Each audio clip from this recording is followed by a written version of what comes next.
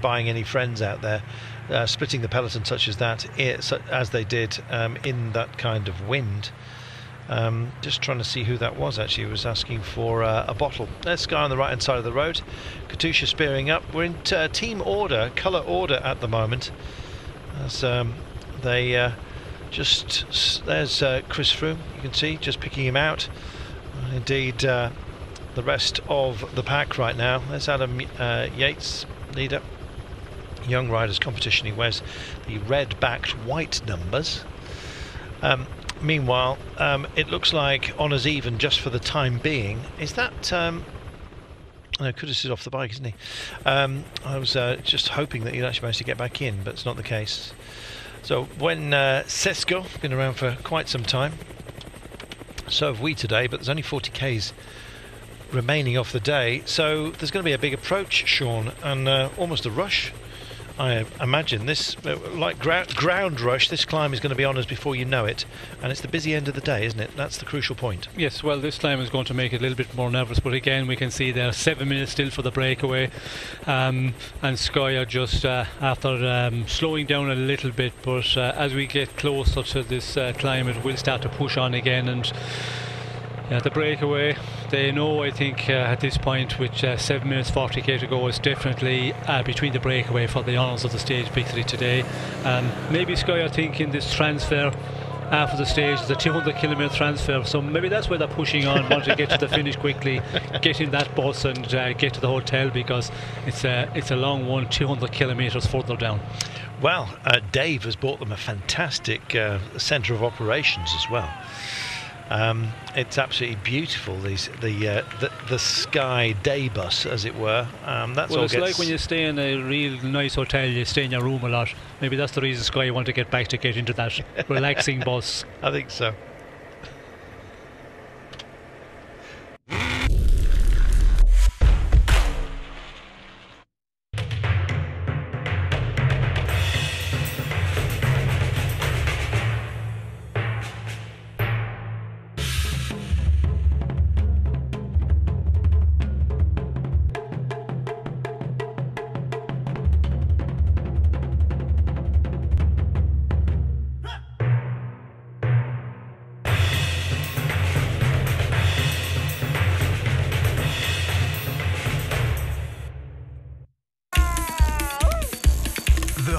Professional cycling race of the world. One day with 5,500 meters of altitude gain. Friday, August 25th, 2017, start from Sölden.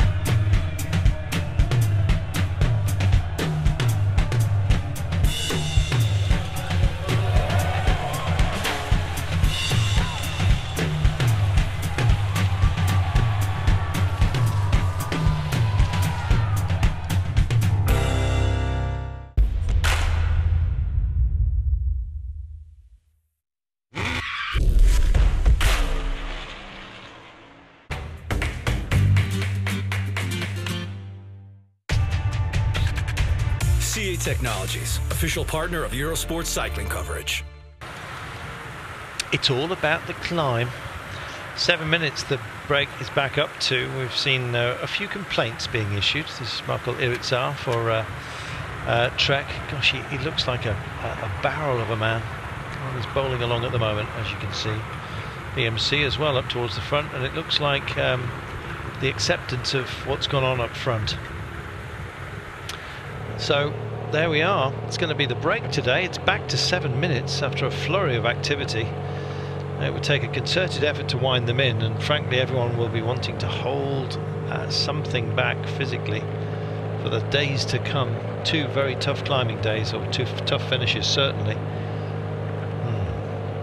Just going to welcome back our full family, and then we'll discuss that point.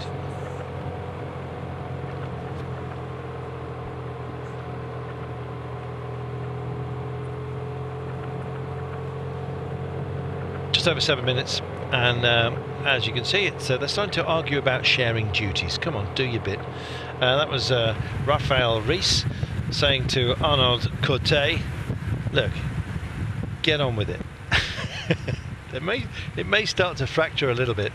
We've seen as well, Sean, that there's been a few words exchanged back in the chase, but it looks like they've accepted the gap.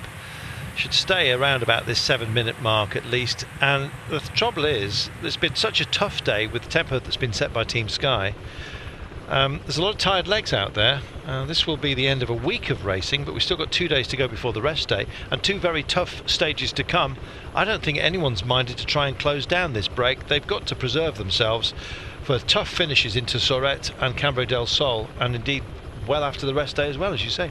No, I don't think there's any team, and Sky are just controlling, keeping a good pace, and no other team really wanting to take it on and put a number of riders to try and close the breakaway down. They would have to have, done that a long way back the road, because with the 7 minutes in advantage, you have to be doing that with 75-80 kilometres to go, and it's just Sky are the ones who are being allowed to control here, and we can see there's other teams just want to keep them in on the front, and we can see a lot of formations there. We can see Katusha, we can see BMC, we can see 2 riders from Quick Step Floors, but Sky over on the right hand side of the road and just tapping away at it for the moment. And there is definitely a lot of riders, and you see that when Sky just upped the pace a little bit when the wind was coming from the left hand side.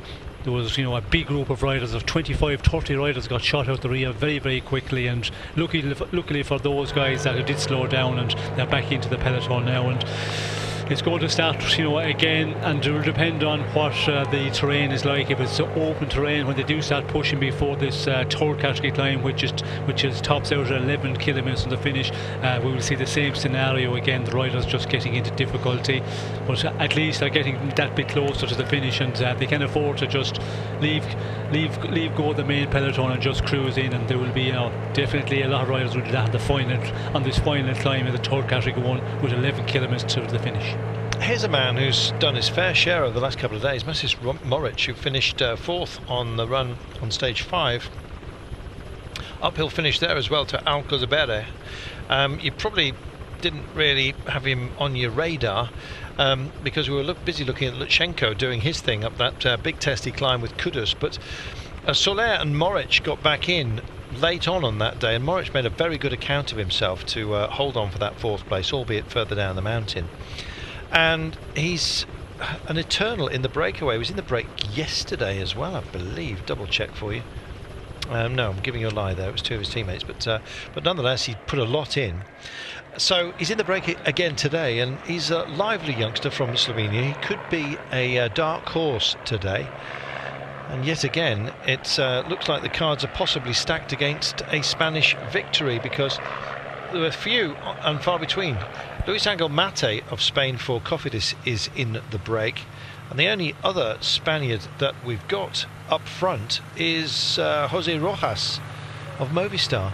So yet again a cross-section of nations, plenty of Belgians and Low Countries Dutchmen in the break, a couple of Italians as well. Yeah, Spain odds stacked against them. They're starting to worry about it in the press, Sean, that they haven't had a Spanish winner yet. Well, that's nothing new in the big tours. The local press, they start talking when they're not getting a home victory in the first week of racing, and it could be a difficult one for them today when you look at the riders that are in this breakaway, because they are the ones who are going to go on and challenge, fight for the stage victory, and difficult to see where España could win, but we have Jose Rojas, who is a very solid rider, and when you arrive in a group of maybe 40-50 riders when there's some mountainous, medium mountain stages. He can stay in the bunch, but he's never able to win. He finishes second, third, fourth in the big bunch sprints. Even in the small groups of 50 riders, he has difficulty winning one, and he's been in the breaks so many times. If you look back in the last 2 or 3 years, been in very, very good successful breaks, but not able to finish it off in the end. Will it be the day that he can do it? Well, excuse me, I hope so for him, but then again, I don't want to diminish the hopes of anyone around him as well. I think it'd be good for Spain, good for the race, and good for Jose Rojas if he finally gets the fillip of doing it. And it would be good for Movistar, because they're having a real difficult Vuelta here, as they had a difficult Tour of France as well. And we were talking this morning, Carlton, as we were just coming along here, missing Valverde big time, and in the Tour we did it as well, because I think he's the rider who the captain, and he's the man who talks to the riders, and I think for the morale boosting as well, he's a good guy for that, and certainly missing him here, because without him, I think we've seen already in the Tour of France and again in this Vuelta, the team is not functioning as you would expect it to be, because they have some very good riders there, but they're missing that something, and I think yes, Valverde would be a big help in there, and he would be definitely one in the days we've had here again today. Those sorts of finishes, these punchy finishes Valverde we've seen up to his crash in the Tour this year, where he was, he's been out for a number of weeks now, very, very competitive, and he would have been a one which they could have relied on general classification, but definitely for stage wins with Valverde in the team. He really is the boss of the team, but they absolutely adore him. The same can't be said for Quintana, who's quite an anonymous character, and in fact he's been criticised by his own team, and actually forced, this is Quintana who's not here of course, to go and thank them, sort of reminded, go and thank your teammates for goodness sake. It doesn't do it automatically. He's not a clubby kind of person, I'm afraid, Quintana, whereas Valverde most certainly is, and he's sorely missed. And the whole team really needs a pickup, and maybe they've got it today. They've got Richard Calapats, the Ecuadorian, and Jose Rojas. Rojas is probably their best bet. He was twice national champion of Spain, of course, last time in 2016. So he's had national success. If he can possibly get himself a Vuelta stage win, then that would be great. But as Sean says, he often gets close, but he's not a cigar smoker, let's put it that way. 30.5 kilometres to go. I think we may well just give ourselves the luxury of taking our final commercial break before we actually get to the line today. In fact, yes, we're going to get that out of the way with, because we will have 13.7 Ks is when we start our climb to the line, by the way. We've got an intermediate sprint in about 14 Ks. It's of no consequence today, because the bonus seconds that are up for grabs, anyone who it would have made a big difference to aren't up towards the front, and that gap looks absolutely solid as we stand at the moment. 30 Ks out. We'll take a break.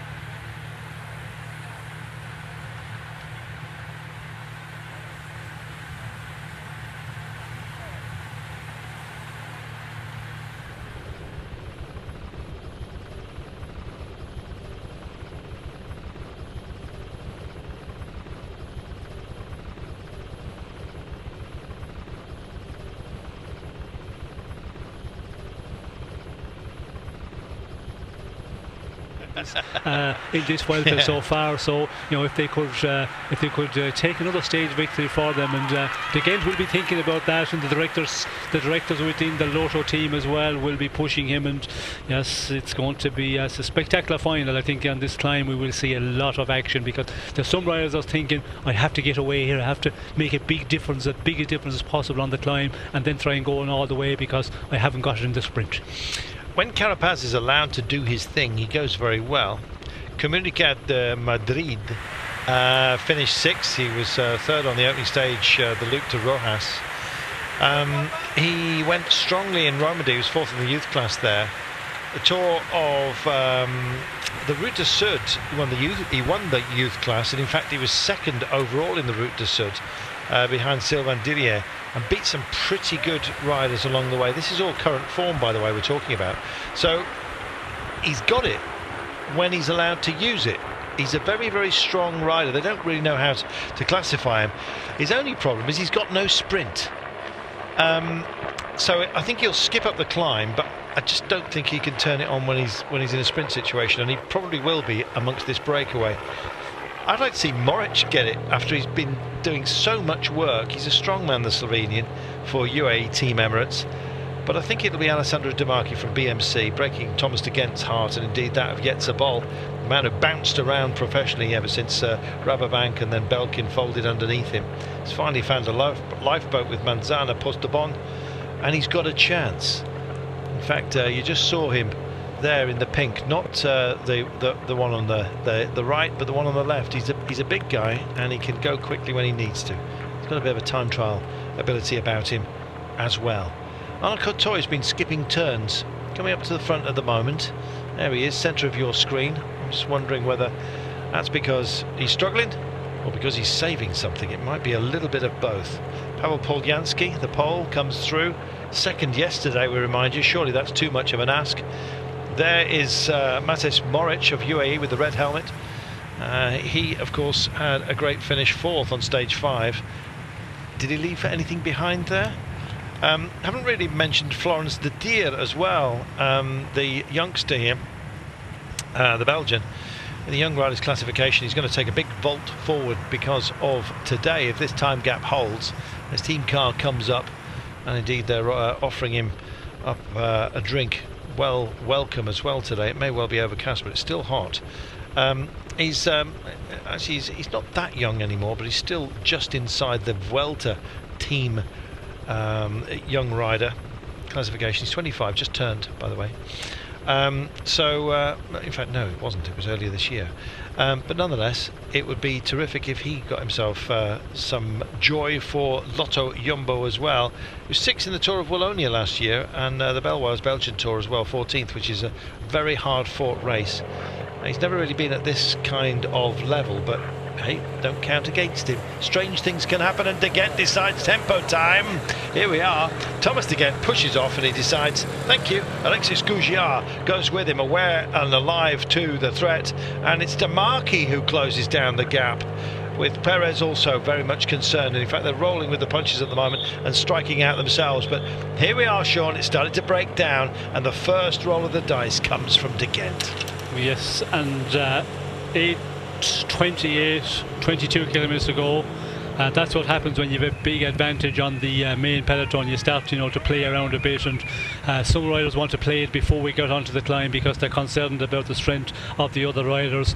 Looking at Cofidis there, the Spanish rider Luis Angel Mate, he's another one for the Spanish. He could be the one who could pull the victory today because he is also a good finisher, and he's a rider, experienced as well. He's been around a long time.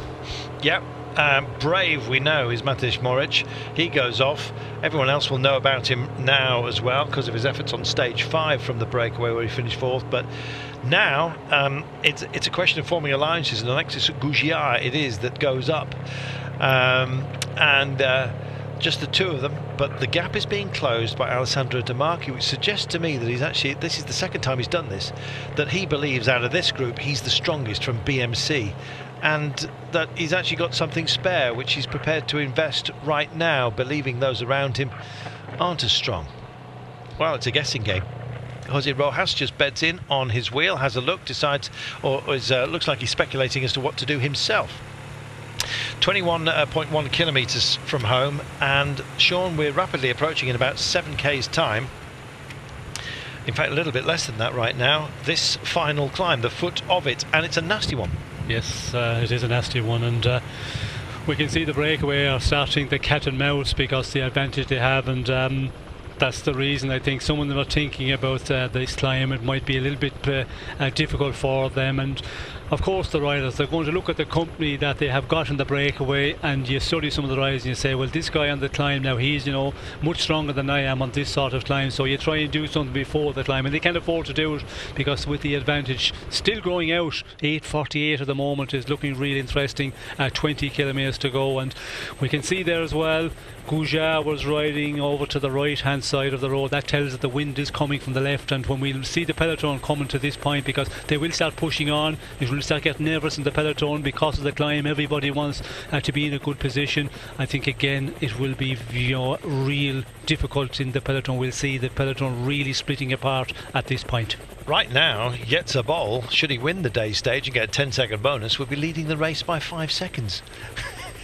It's not going to stay like this, but gosh, he's going to take a huge vault from being in the break, Sean. 8 minutes and 55 down. He started the day. There is a 10-second bonus at the line. We've also got the none too insignificant matter of an intermediate sprint to be done. That'll be in 4Ks. The spots of rain are starting to show themselves, and you can see from the big shadows that we've got here and the mist up ahead that there's quite a bit of rain about, but it hasn't fallen upon us yet significantly. We've had a very the lightest of drizzle that's just evaporated straight away off body and road surface. But nonetheless, they're starting to think about it today, and this is getting cagey, Sean. This is going to be great. Yes, it is. It is great, and for the riders in there that are feeling comfortable, well, then it's a great place to be here with almost 9 minutes in advantage, and you know that it's going to be the victory here with this group, and you can feel that. The riders with the experience, if you're following here and when there's an attack and you follow without having too much difficulty, then you say to yourself, well, here we go. You know, I can do something here, as we can see the marker here just pushing on, and when he gets a gap, if you give him 10-15 seconds in advantage, well, then he's a really difficult to close down. He is, and he's away, albeit by 2 or 3 bike lengths right now. A little bit of a technical turn, wanted to be first through that, no messing around, and then he drifts over to the side of the road.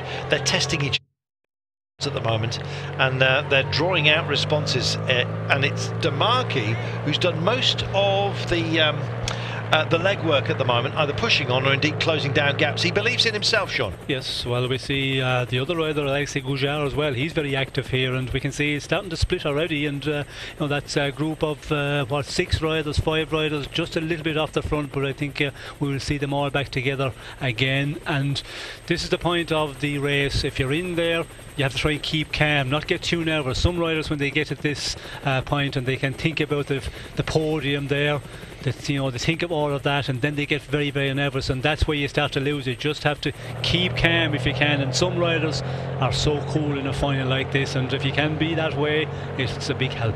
Well, there's being cool and there's being frozen out. We saw that with Luis Leon Sanchez yesterday. Have a look at that for a lockdown at the front. He was too cool, and he ended up, I'm afraid, getting frozen out of it. It was not great for Luis Leon Sanchez, and I think he'd probably hoped to try and make amends today, although I think Alexei Lutsenko would have been the choice for Astana had they got there. But Astana are up here, and it's Luis Leon actually looking around thinking, there's another day gone.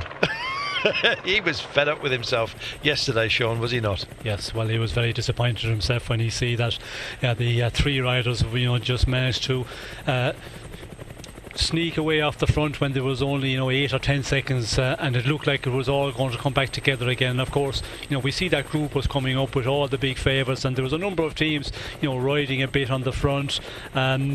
It looked very much that it was going to come together, and he went for that one, and unfortunately the other 3 went out there, and then there was a little bit of a slowdown. They pulled out that 15-20 seconds in advance and went on from there. And when you're in that position, and Luis Leon Sanchez, then he got out later and, you know, was chasing down, finished at 8 seconds. they're going to be really disappointed with the way the day went, and he was a big disappointment to the finish yesterday. Digging in, Moric. He's having a go, albeit on his own at the moment. He was looking around to see who's coming with him. I guess anyone would be a disappointment, quite frankly, because if they're good and can help you in the push, then they're going to be a threat later on, and if they're bad, they're going to be an anchor.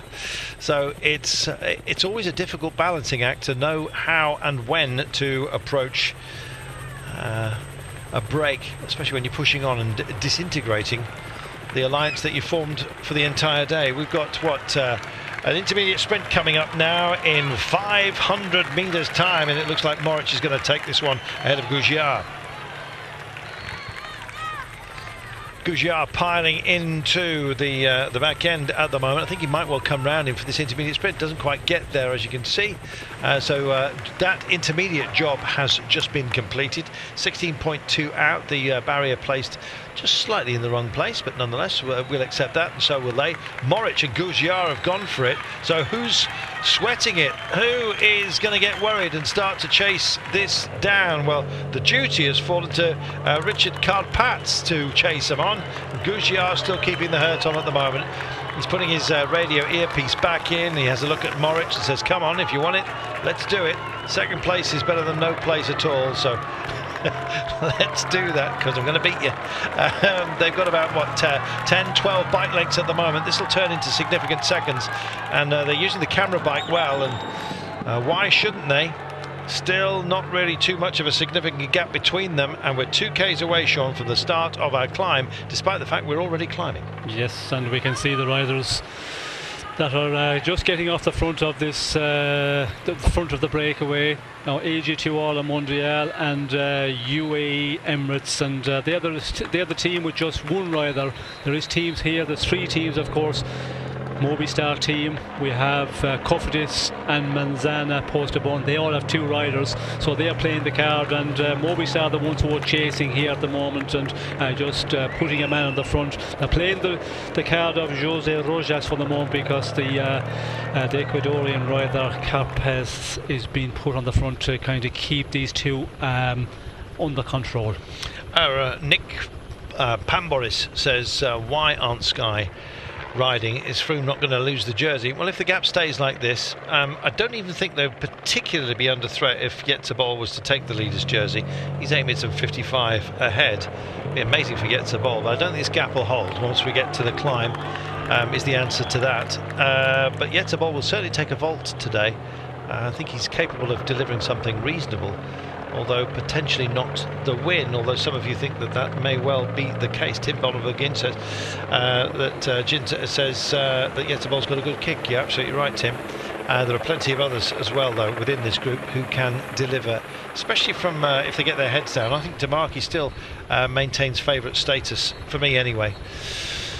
11 seconds though. The brave Moric and Gougiard have got on the fellow breakaway riders, and the pack itself is keeping some energy back for the next 5 days of climbing, albeit bisected by that rest day. Here we are, we're on the climb then, and Moric has decided to find a little bit of a rain gully. Now you've got to be careful on the downstroke here that you've got to trust the road makers or the paving makers that they haven't actually put the paving stones too high. And here are the switchbacks onto the cobble, Sean, that we've been talking about. It's not a pleasant surface, but it's better than it can be. If it'd been wet, this would have been very sketchy. It's dry, and they've actually laid over some tarmac historically, which has worn down. So there are some smooth sections here to deal with, but they will feel the vibrations after a long, long day. Yes, they will feel them, and after being out there for the long day in a breakaway, everybody, you know, making the effort. We can see here it's Murray's shoes really pushing on here, and it's going to be an interesting one. Who'll be able to come across? Is that Matt Day? Is that to come across from Cofidis, one of the Cofidis riders, where they had they had 2 riders up there, but we can see a lot of riders getting back up to Murray. There's a smooth rain gully in the middle. and they're finding it and giving themselves a smoother ride, as you can see. Didn't really count for that, but anyway, trying to find the side gully here is Moritz, but look at the battle that's raging behind him, and it's Poljanski, second yesterday, still with something in the tank, and he's driving on, and he's being used. They're freeloading upon the back of him at the moment. Jose Rojas is on the back of Poljanski's wheel, and also there is Demarchi. No sign of Thomas de Gent at the moment, and I'm afraid spat out of the back goes Gougiar. He's not in a happy place at the moment. Motorcycle goes by him, picks up race from Cajaroral, nearest man to us at the moment, but also looks like he may well be suffering. Reyes it is who did some chasing work on behalf of Jetzabol, also starting to go backwards, but what a great push by Masic Moritz, the youngster from Slovenia.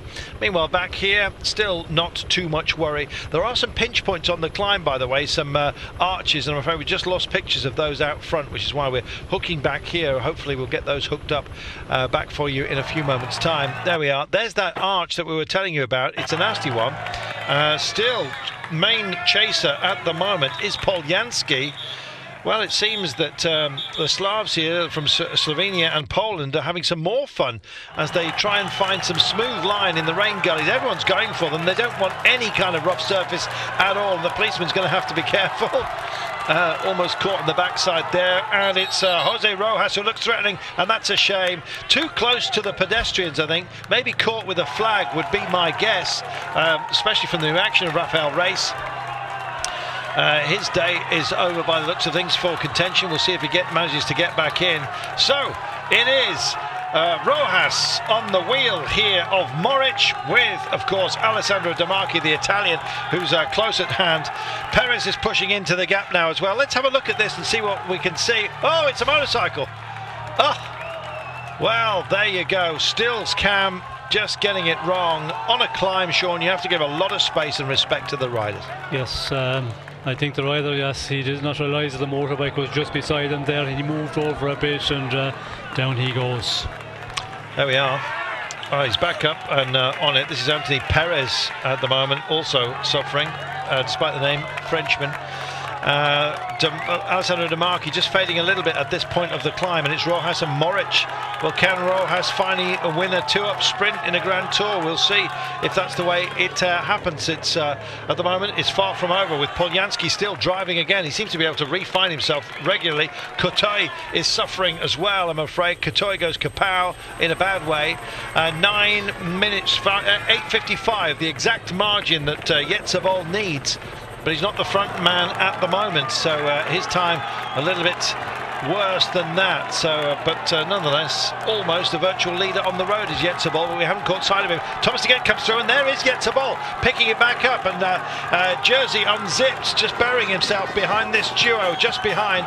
Thomas de Gent realising he's got to invest something into this one. I doubt he'll be up for the sprint a little bit later on, but Poljanski certainly is and believes in himself. He's on the chase. This is Moritz and Rojas, UAE and Movistar, who are going to come to the peak of this climb. Now, they've still got a kilometre to go, Sean.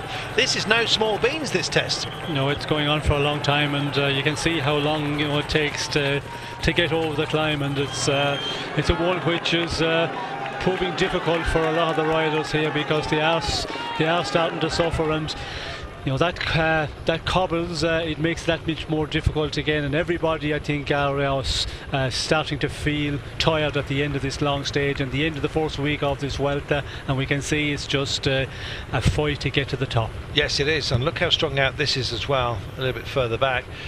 You saw a dust storm there. I believe that was caused by the helicopter, but you do get squalls, particularly at this time of the afternoon. And we're just coming to 5:20 local time. The rain's held off, and luckily they have dealt with the main body of this climb, and in fact more than that.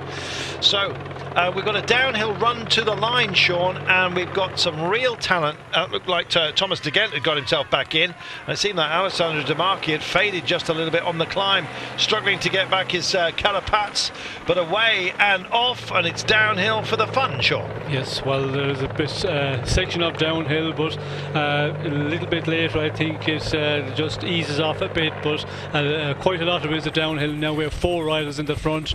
There's other riders not too far off here, another 3 riders just to chasing to get back in there, so we could see this group getting quite bigger, and all depend how they pull together out in front with 4 leaders. Well, they've stripped out the distance marker because it was in error by about 500 or 600 metres. Nonetheless, we're on our descent right now, and they're powering into it. And this is Thomas de Gent, who can time trial at moments such as this. He's in good company, and that's possibly bad news. Rojas, Poljanski, Moric and de Gent. I'd have thought that he'd need a bit more of a climbing test, de Gent, if he was going to make it all the way. But you never know. Stranger things have happened, and he may well go into time trialing mode, and he's not bad at that game either. Meanwhile, here come the pack. They want a piece of this climb as well. Time to get that camera bike out of there, and indeed TV director has told them to do exactly that, and that is the case. They're giving a lot of distance respect, so what you lose in close-ups of the old up nostril shot, you gain in rider safety. And he's gone again, Moric. He's a sucker for punishment, and he's embedding himself right now. He's staking a claim to today. Well, if he can make it home, that would be remarkable. Demarchi, De Tier and Yetzabal are all together, and they're leaning on Demarchi at the moment. Well, here we are. It doesn't want to do all of the duties, and Yetzabal comes through, the man who's virtual leader on the day, or indeed was. That gap's starting to come down as the pack chase into the incline that they've still got to deal with. 8.5 minutes back. Yetzabal will vault up the overall rankings. Can this man take a big step forward today? Masis Moric has been in the shop window during this race. Sean, he's a feisty young rider from Slovenia, who I think many teams will be taking notice of as he passes the 10k to go marker. Yes, well, he is a rider that he's not afraid to go out there and just go for it, and he's done this quite early. As we went on to the climb, all the way up the climb, he was the one who was setting the pace. We did see Rojas got across to him, but just steadying his wheel all the way, and he's pushing on here. It's going to be an interesting one. The other 3, will they work together, pull together and close them down? If they allow him to take 15 seconds of an advantage, then he's the one who's very difficult to take back in. And it's always a case, if he gets that, the riders behind, they start looking at each other. Nobody wants to give it their 100% to chase him down, and he could go all the way. He's a time trialist. In fact, he's run up in the Nationals, and he's been top 5 in the Nationals for the last 3 years. He's only 22. Primož Roglic beat him this time by.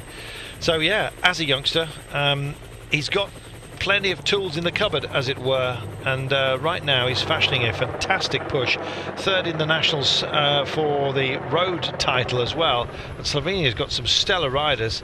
Luka Meskets and Gregor Boller finishing in front of him. He gives away, or he has many years on those guys. And I think it may well be that for some of you at least, that you're seeing his credentials writ large today. 9.2 to go, and that camera breakdown, I'm afraid, is still hampering the pictures from the climb. But Moric has gone here. Now his gap is starting to look significant, Sean. Yes, it looks like he's pulling out the advantage there, and he's looking good. And of course he is a real powerful rider. He's a great time trialist, and he's a rider as well. When he gets into this situation, he can go all the way. He can carry it for 200 kilometers, and we can see the way he's pushing on here. He's a nice advantage at the moment over the 3 chasers. Yes, just trying to work out the seconds for you. It's a modest margin of about 8 seconds to my rudimentary brain clock here. But that's slowing down these days. 8.4 Ks remaining, and still holding a handsome margin for Yetzabal. He's going to have a broad grin over his face no matter how this one pans out. Only 8.3 from home, and it still wiggles and winds all over the place. There's some big turns to be had here, the biggest of which comes at about the 6k marker. It's a huge turn, and then the road eventually will straighten out, by the way. That's the 8 ticker. And he's throwing the bike all over the road at the moment, but he's taking these curves absolutely beautifully. Sean, he's looking like a winner at the moment.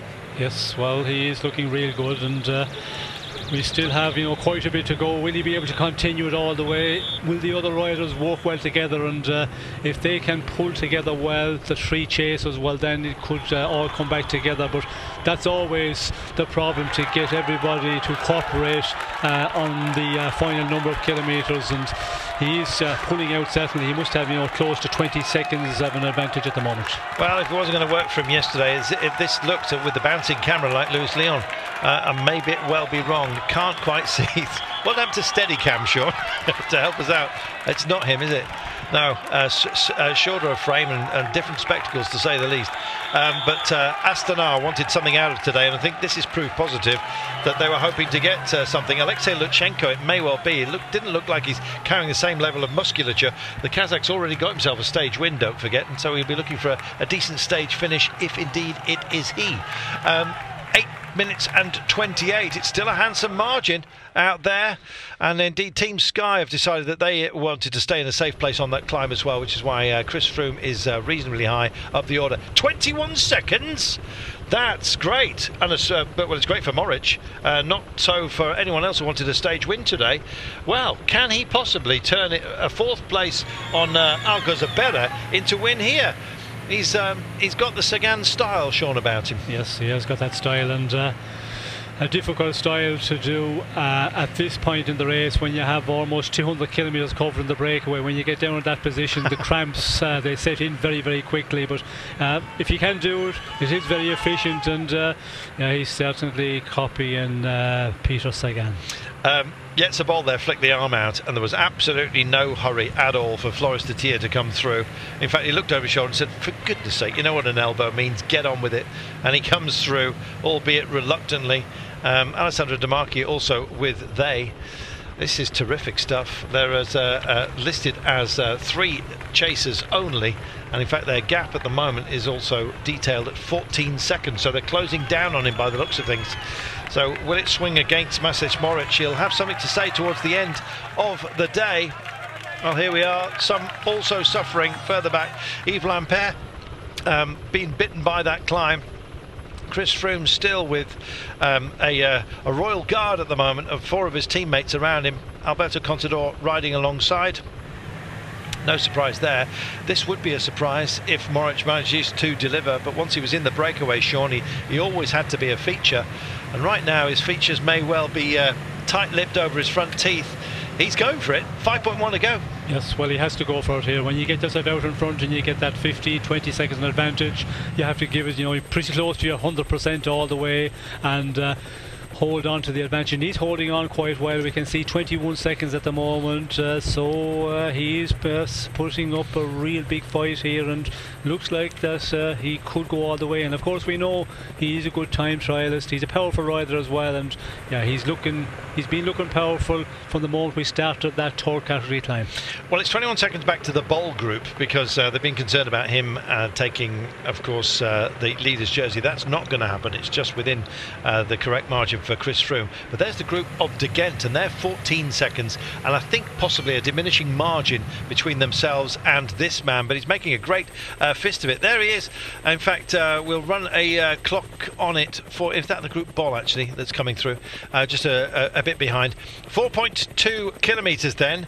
It's downhill just about all the way to the line. It does go flat at the Flamme Rouge, but in 3K's time then Masej Moritz is going to find it. Looks like the retina's having a bit of difficulty. On board with the camera catching up with the Grupo Bol. So it sounds like a dodgy pop group. It was Grupo Sportivo, wasn't it? In fact, this is incorrect. This is the graphic was incorrect. This is the De Gent group. What you want now is for the bike to go by them safely, the motorcycle that is, and indeed pick up our leader, who is he even within view? De Gent says, look, I'm not doing all this myself. I've done that before. Just around the corner there, disappearing. 8 minutes and 28. Jetsabel is going to be in a happy place, and he doesn't need to engage too much chase. Thomas De Gent group most certainly do. Sky are going to make sure there's no gaps. They're coming to that, they'll head in 8.5 minutes time to the safety zone, the 3Ks to go marker. Are these guys going to work together? It looks like they're still hesitant with 3.3 to go, Sean. Well, I think they are working together. Are they giving it their all? That is the question. Is all three giving it, the 100%? But we can see there, he is out in front, and what is it? Maybe 12 seconds advantage, 15 seconds maximum. It's going to be a big test for him because he goes under the 3 kilometers to go here, and they can see him inside. But again, you need all three to work very well together to close him down.